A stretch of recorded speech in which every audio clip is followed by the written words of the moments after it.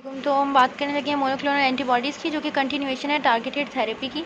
Monoclonal antibodies जो है basically biotechnology, जो नोवेल बायोटेक्नोलॉजी है उसका काम है ये कि वो अनलिमिटेड नंबर में एंटीबॉडीज़ बना लेते हैं, जो कि पर्टिकुलर जो हमारे पास ट्यूमर सेल्स होते हैं उनके अगेंस्ट काम करने में हेल्प कर रही होती हैं हमें, ठीक है।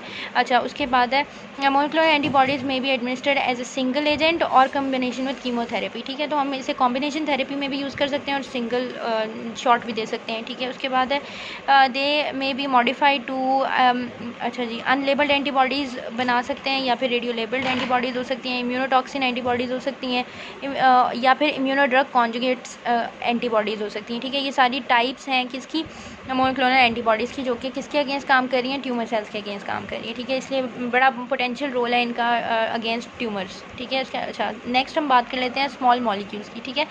तो हम अच्छा, हमने कहा था कि ना हार्मोनल जो टारगेटेड थेरेपी है ना बेसिकली हमारी, वो 6 टाइप्स की हो सकती है, ठीक है। 6 कैटेगरीज हैं उसकी, ठीक है।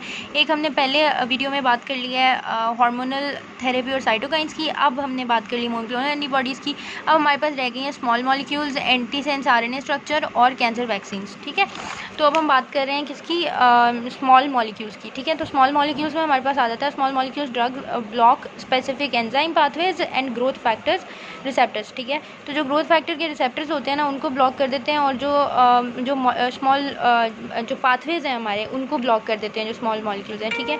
हमने पहले बात की थी कि जो कैंसर का जो रूट कॉज होता है वो बेसिकली, या कैंसर की डेफिनेशन अगर देखी जाए तो वो क्या होती है कि अनकंट्रोल्ड रेप्लिकेशन है सेल्स की, ठीक है। तो वो अनकंट्रोल्ड रेप्लिकेशन क्यों हो रही है, क्योंकि कुछ पाथवेज जो हैं या जो कुछ एंजाइम पाथवेज हैं या जो कुछ ग्रोथ फैक्टर्स हैं, दे आर नॉट स्टॉपिंग, वो काम किए ही जा रहे हैं, जितना नहीं करना चाहिए उससे ज़्यादा कर रहे हैं, ठीक है। तो ये क्या कर रहा होता है, स्मॉल मॉलिक्यूल्स जो हैं ये ऐसे पाथवेज को, एंजाइम पाथवेज को और ग्रोथ फैक्टर्स को क्या कर देते हैं, ब्लॉक कर देते हैं, उनके काम को रोक देते हैं। अच्छा, अब स्मॉल मॉलिक्यूल्स में ना इमाटिनिब जो है ना वो टीके इनहिबिटर है, यानी टायरोसिन काइनेज इनहिबिटर है। अब टायरोसिन काइनेज का हमें पता है क्या कर रहा होता है, वो सेल की डिवीजन और रिप्रोडक्शन के दौरान जो सेल सिग्नलिंग हो रही होती है उसके अंदर टायरोसिन काइनेज का बड़ा इंपॉर्टेंट रोल होता है। तो टीके इनहिबिटर्स जो हैं उन्होंने बड़ा अच्छा पॉजिटिव रिस्पॉन्स दिया GIST में, जो कि है गैस्ट्रोइंटेस्टिनल स्टोमल ट्यूमर्स जो होते हैं ना, और CML में भी क्रॉनिक माइलॉइड ल्यूकेमिया जो है ना उसके अंदर भी इसका बड़ा अच्छा पॉजिटिव रिस्पॉन्स आया है। अच्छा जी, बात कर लेते हैं एंटीसेंस आरएनए स्ट्रक्चर्स के बारे में। तो एंटीसेंस टेक्निक्स जो है ना are use to deactivate disease causing the undesirable genes so that they can not produce harmful और अनवांटेड प्रोटीन्स, ठीक है।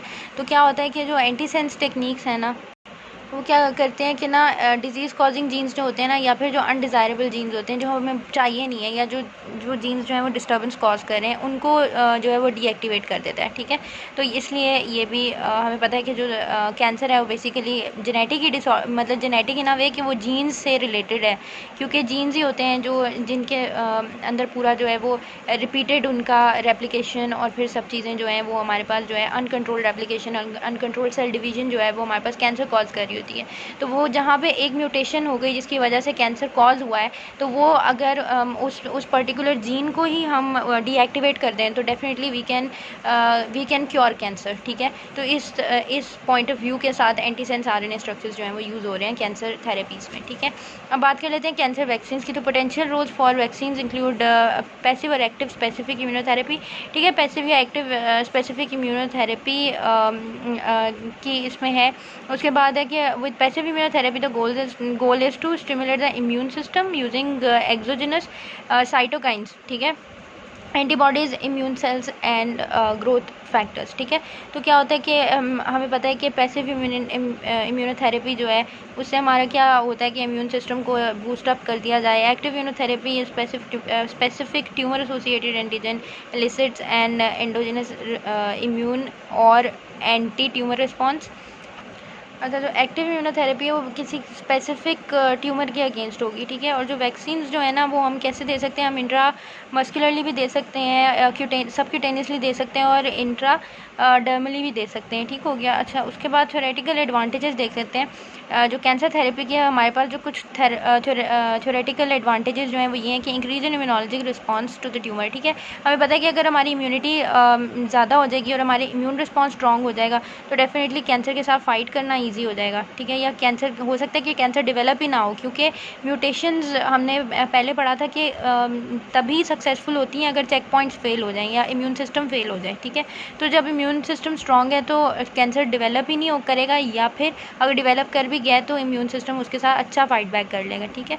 अच्छा, टारगेट स्पेसिफिक ट्यूमर एंटीजन, तो मतलब कि जो एक स्पेसिफिक एंटीजन है उसके अगेंस्ट काम करेंगे, आर नॉट टॉक्सिक, ठीक है। तो जो वैक्सीन होती हैं they are not toxic, may be combined with conventional therapies and और इम्यूनोथेरेपीज़, ठीक है। जो बाकी नॉर्मल कन्वेंशनल थेरेपीज़ हैं उनके साथ काम करके और अच्छा इफेक्ट दे सकती हैं। मे इलिसिट इम्यूनोलॉजी के मेमोरी टू प्रिवेंट री एमर्जेंस ऑफ द ट्यूमर्स, ठीक है। अब ये एक बड़ा अच्छा फ़ायदा है कि अगर मेमोरी सेल्स डेवलप कर जाते हैं या हमारी इम्यूनिटी के जो है वो एक दफ़ा हम लोग की इम्यूनिटी जो है वो रिकॉग्नाइज़ कर लेगी या एक पर्टिकुलर टाइप ऑफ एंटीजन को या एक पर्टिकुलर टाइप ऑफ ट्यूमर को, तो उसकी री एमर्जेंस जो है वो हमारे पास डेफिनेटली जो है वो कम हो जाएगी, ठीक हो गया। अच्छा जी, तो अब हमारी जो टारगेटेड कैंसर थेरेपी थी वो हमारी ख़त्म हो गई है। नेक्स्ट अब हम पढ़ेंगे सर्जिकल थेरेपी इंशाल्लाह। Thank you.